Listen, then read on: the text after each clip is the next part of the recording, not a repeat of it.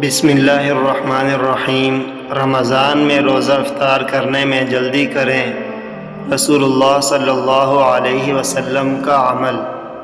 حضرت ابو عطیہ رحمہ اللہ بیان کرتے ہیں، میں اور مسروق عائشہ رضی اللہ عنہا کی خدمت میں حاضر ہوئے تو ہم نے عرض کیا، ام المؤمنین محمد صلی اللہ علیہ وآلہ وسلم کے صحابہ میں سے 2 آدمی ہیں، ان میں سے ایک جلدی افطار کرتے ہیں اور جلد ہی نماز مغرب پڑھتے ہیں، جبکہ دوسرے دیر سے افطار کرتے ہیں اور دیر سے نماز پڑھتے ہیں۔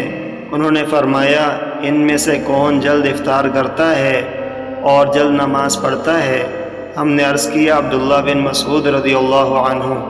انہوں نے فرمایا، رسول اللہ صلی اللہ علیہ وسلم نے بھی ایسے ہی کیا، جبکہ دوسرے ابو موسیٰ رضی اللہ عنہ ہیں۔ رواہ مسلم۔